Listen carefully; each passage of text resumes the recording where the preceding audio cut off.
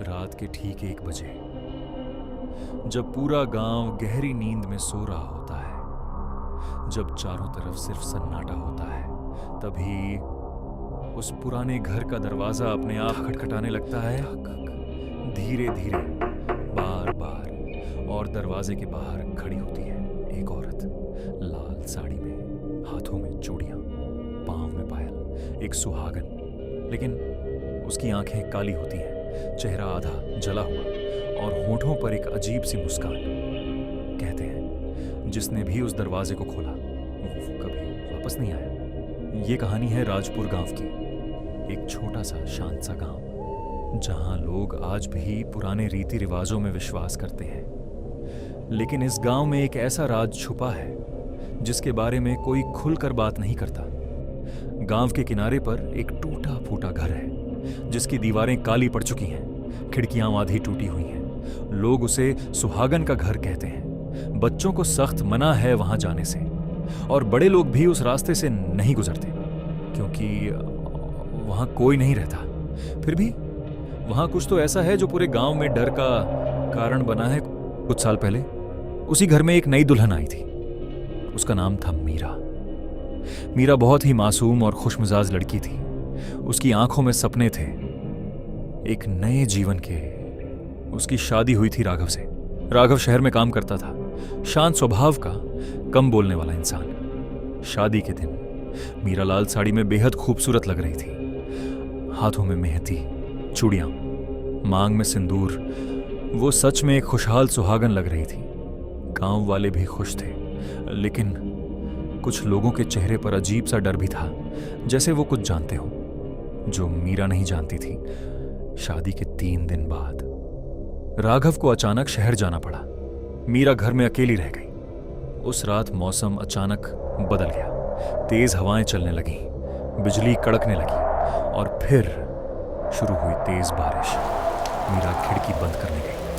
तभी उसे लगा जैसे बाहर कोई खड़ा है, लेकिन जब उसने ध्यान से देखा वहां कोई नहीं था। वो वापस मुड़ी ही थी कि तभी थक थक थक दरवाजे पर दस्तक हुई। मीरा का दिल तेज धड़कने लगा। उसने हिम्मत करके पूछा, कौन है? कोई जवाब नहीं। फिर से थक थक थक। मीरा धीरे धीरे दरवाजे के पास गई और जैसे ही उसने दरवाजा खोला, बाहर कोई नहीं था, बस गीली मिट्टी पर पायल के निशान जो दरवाजे से अंदर की तरफ जा रहे थे। मीरा घबरा गई। उसने पीछे मुड़कर देखा। निशान धीरे धीरे घर के अंदर बढ़ रहे थे, जैसे कोई अदृश्य औरत अंदर आ रही हो। उस रात मीरा को नींद नहीं आई। उसे बार बार पायल की आवाज सुनाई देती रही, कभी कमरे के बाहर, कभी खिड़की के पास और कभी उसके ठीक पीछे। अगली रात मीरा आईने के सामने खड़ी थी। वो अपने बाल ठीक कर रही थी। तभी उसे आईने में कुछ अजीब दिखा। उसके पीछे कोई और खड़ा था, लाल साड़ी में। मीरा ने तुरंत पीछे मुड़कर देखा, लेकिन वहां कोई नहीं था। जब उसने फिर से आईने में देखा, वो औरत अब और पास आ चुकी थी। उसकी आंखें सीधे मीरा को देख रही थी। मीरा डर के मारे चिल्ला पड़ी। अगले दिन मीरा ने घर के पुराने कमरे को खोलने की कोशिश की।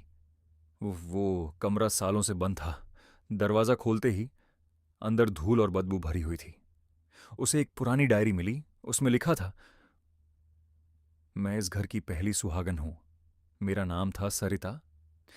मेरी शादी भी इसी घर में हुई थी, लेकिन मेरे ही पति ने मुझे धोखा दिया। उसने मुझे मार डाला और सबको बताया कि मैं भाग गई।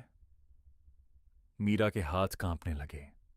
आगे लिखा था, अब मैं हर उस औरत को ढूंढती हूं जो इस घर में सुहागन बनकर आती है। अचानक कमरे का दरवाजा अपने आप बंद हो गया। हवा ठंडी हो गई और पीछे से आवाज आई, मीरा। मीरा धीरे धीरे मुड़ी। उसके सामने वही औरत खड़ी थी, लाल साड़ी, जला हुआ चेहरा, काली आंखें। उसकी पायल से खून टपक रहा था। उसने धीमी आवाज में पूछा, मेरा सुहाग किसने छीना? मीरा को सब समझ आ गया। राघव वही था जिसने अपनी पहली पत्नी को मारा था, और अब वो मीरा के साथ भी वही करने वाला था। उसी रात राघव वापस आया। उसके चेहरे पर अजीब सी मुस्कान थी। वो धीरे धीरे मीरा की तरफ बढ़ा, लेकिन तभी कमरे की लाइट अपने आप बंद हो गई और अंधेरे में दो आंखें चमकीं। अगली सुबह गांव वालों ने उस घर से चीखें सुनी, लेकिन जब वो अंदर गए वहां कोई नहीं था। बस 3 अलग अलग पायल के निशान और दीवार पर खून से लिखा था, अब हम 3 हैं